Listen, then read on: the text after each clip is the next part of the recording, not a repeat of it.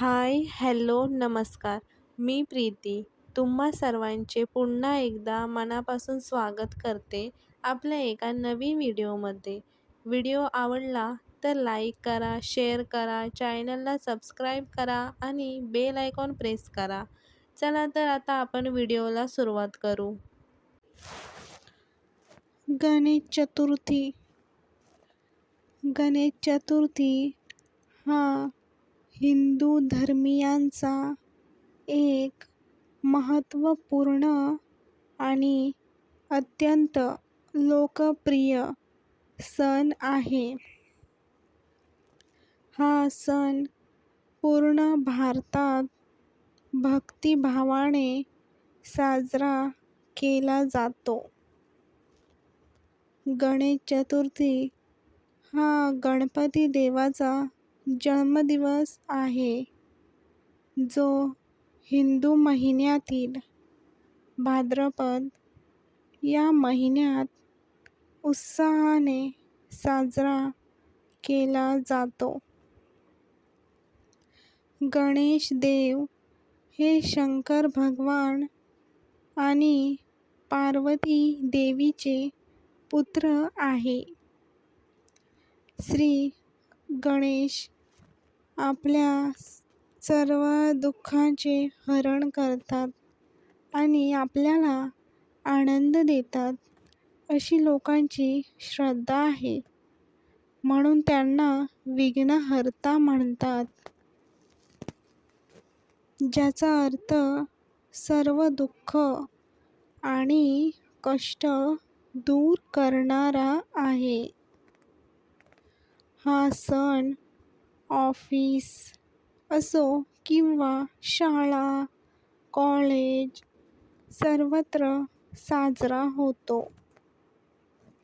या दिवशी सर्व कार्यालये आणि शैक्षणिक संस्था बंद ठेवून गणेशाची पूजा करतात.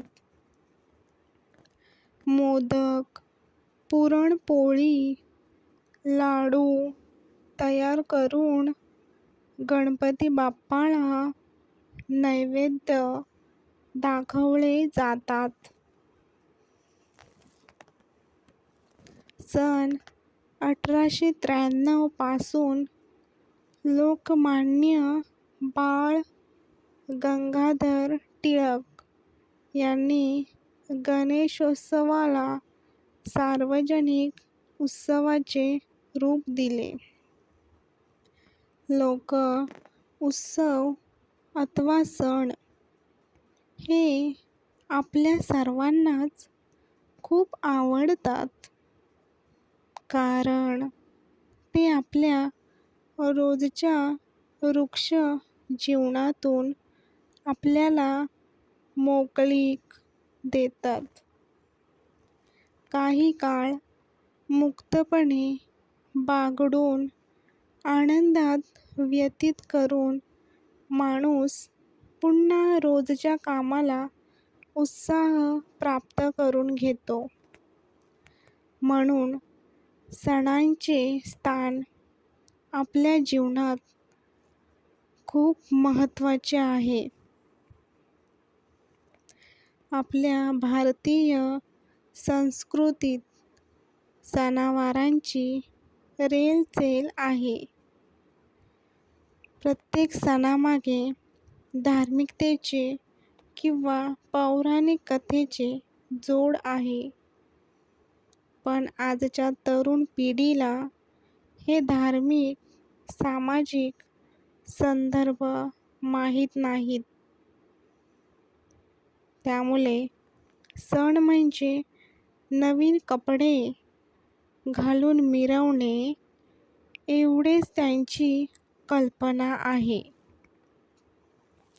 बदलत्या आर्थिक सामाजिक परिस्थितीमुळे व विज्ञाननिष्ठ दृष्टीमुळे हल्ली सणांचे व उत्सवांचे स्वरूप बदलत चालले आहे. यातले काही बदल आपल्याला अस्वस्थ करतात. तर काही बदल आपल्याला चांगले वाटतात.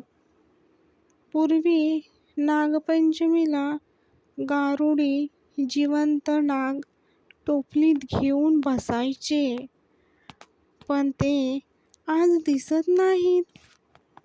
कारण नाग, साप याबद्दल लोकांना वैज्ञानिक माहिती दिली गेली आहे आणि कायद्याने त्यावर बंदी आणली आहे. संरक्षणाच्या दृष्टीने हा बदल योग्य वाटतो.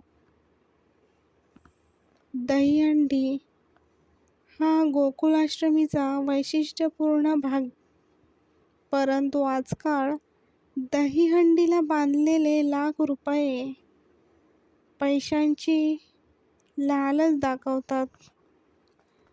निर्मळ आनंद सणापासून दूर गेला असे वाटते.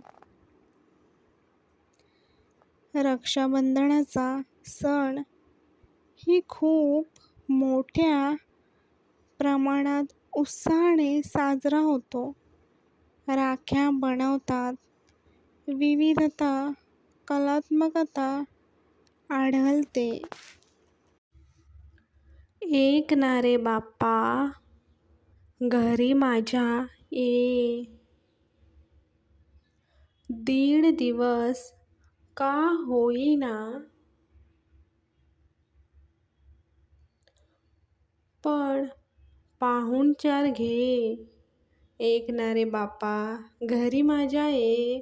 दीड दिवस का होईना, पण पाहुणचार घे. तुझ्यासाठी मी बघ छान आरास करेन. मनापासून एक दिवस उपवास मी धरेन. तुझ्यासाठी मी बघ छान आरास करेन. मनापासून एक दिवस उपवास मी धरेन. उंदीर मामा वाहन तुझे सोबतीला घे. एक ना रे बाप्पा, घरी माझ्या ये. उंदीर मामा वाहन तुझे सोबतीला घे. ए ना रे बाप्पा, घरी माझ्या ये. धूप कापूर निरांजनची आरती मी गाईन.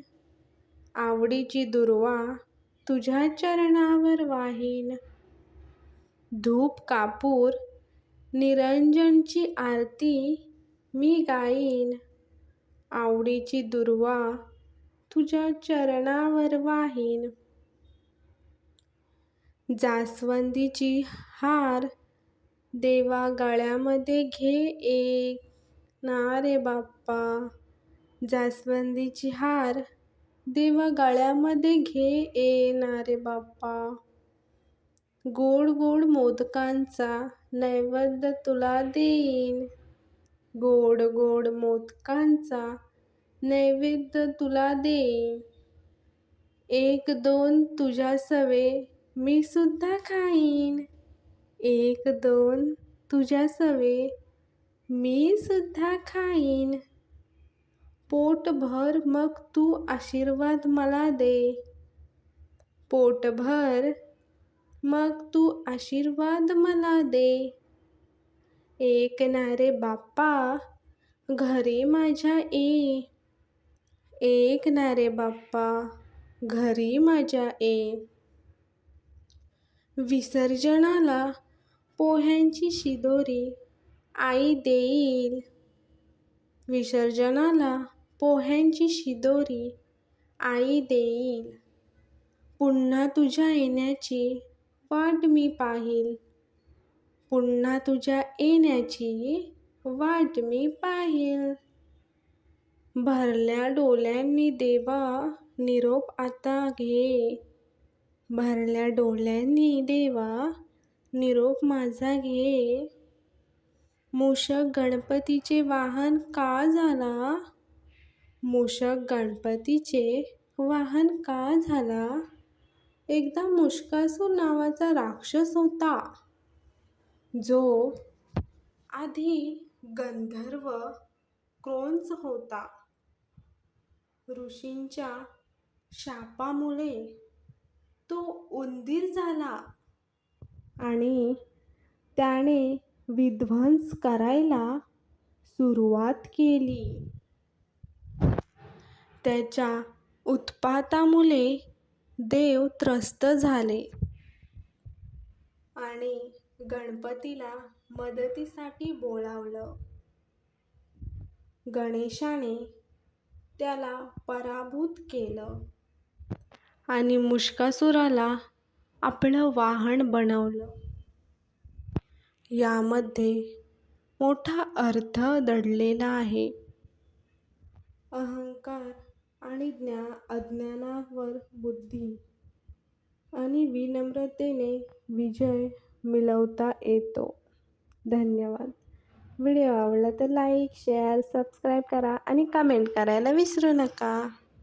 बाय. थँक्यू.